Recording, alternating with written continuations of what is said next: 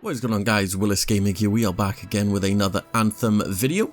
In this video, guys, I'm going to be giving you, I guess, the top 10 tips for beginners if you've just got the game. It just released yesterday and a lot of people are playing it right now, so these are going to help even the endgame players with these tips and even the new players starting out. So the winners from last video's Anthem giveaway will be on screen right now. I'm also going to be giving away 2 more copies in this video. All you have to do is like the video, leave a comment, and make sure to subscribe to the channel. With that being said as well, guys, the giveaway for the Razer laptop is still running. All you have to do to enter that is go down in the video description. That'll be the top link in the video description. So yeah, let's begin. So priming and detonating. This is the first tip on the list.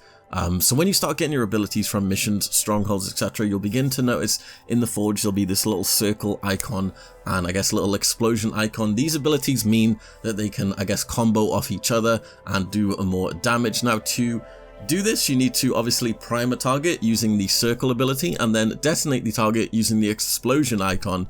Now, obviously, when you apply the primer and you detonate said primer with a detonator, your teammates can also combo off this and vice versa. It's super important to start off and learn this because obviously later along the line in the tougher difficulties, it'll be super useful a ton. And yeah, the abilities without the icons are simply just flat damage abilities and they cannot prime or detonate, but this does not mean they aren't useless. For example, the arc burst attack on the storm can crit and it can hit weak points unlike other priming and detonating abilities, and normally the flat damage attacks have cooler masterwork effects.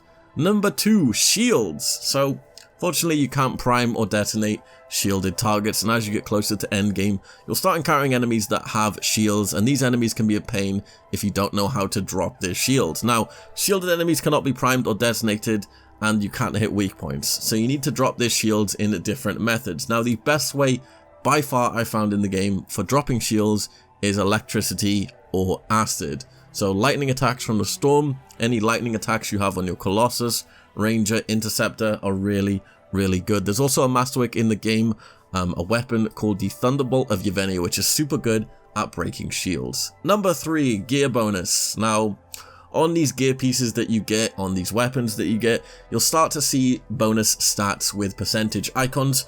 I'm going to leave a link in the video description that shows what all of these perks do. There's a ton of them and they are super confusing. I use it, it's super helpful. It will be in the video description, but long story short, if you see a gear piece that has the little cog symbol, it means it only affects that gear piece. If you see a symbol that has the javelin, it means it affects the whole suit. So definitely go check out that Reddit post on gear, I guess, perks, because it's super handy. Number 3, we got consumable stacking and how important it is. Now, consumables are super important. At the start of an expedition, you are given 3 slots to put consumables on, so make sure you fill all these 3 slots up. Early game, before level 30, there's no point in using consumables, so don't even bother using them. Don't bother wasting your materials. Wait until you're level 30 and you're in Grandmaster. Now, obviously, there are some consumables that will double, if not triple, your armor and shields. A lot of people don't know these, but they can actually stack, and I would recommend using ones that obviously give more damage to your weapons.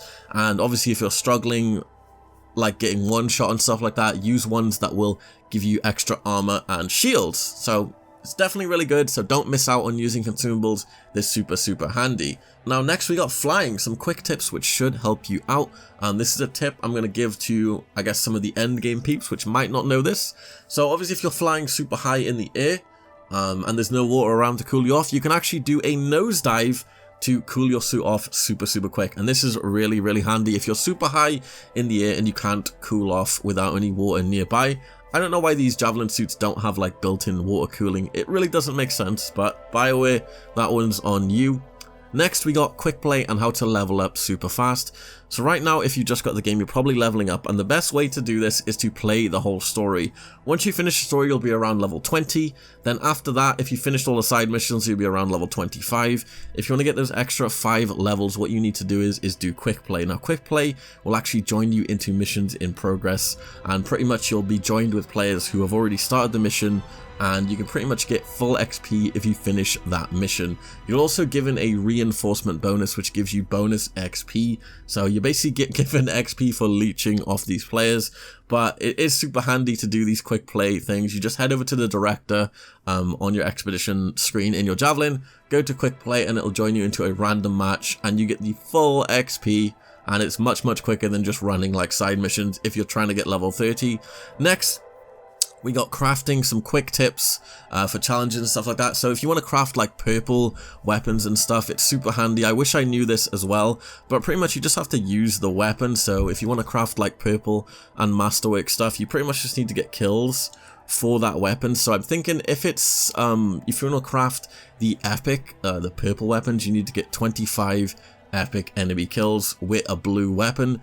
If you want to craft the yellow weapons, you need to get 10 legendary enemy kills with said weapon. You can track your challenges on the challenge menu, so just go to your Cortex and go to your challenges tab, and it'll tell you what you need to do to finish said challenge. So next, we got shiny paint and how to get it. Now obviously when you start the game, your Javelin's going to look like poo and you want to make it nice and shiny. Now unfortunately, you start the game with 2 crusty ass wear states. To get the nice shiny clean looking ones, yes, you guessed it, you need to do challenges. In this case, rank up your freelancer reputation. The freelancer faction gives cleaner wear states for each level, and eventually you'll get the new wear state, which I'm chasing right now. But pretty much to get the faction XP, you just do faction missions or contracts. You can also open up chests in the open world as well, which will also give you faction rep. Now next, this is kind of a bug fix more than a tip, but for some reason if you disconnect and you've got loot and you're worried about losing it, don't worry, as long as you've picked that loot up, you won't lose it. You just need to go into an expedition, back out of the expedition, so back out of a free play, and all of your loot will pop up on screen from your previous expedition.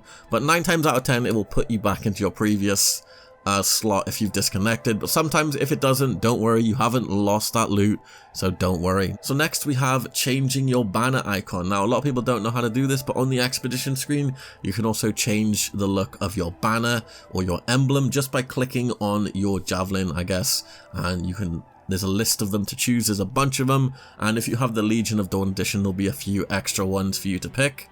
But I hope you guys enjoyed this top 10 tips, I guess, for beginners or even veterans of the game. I hope it helped you out. Definitely drop a like, guys. Remember, if you want to enter that Anthem game giveaway, I'll be giving it away as soon as this video reaches 1,000 likes. So drop a like on the video and I'll pick the winner in my next one. This has been Willis Gaming, and peace.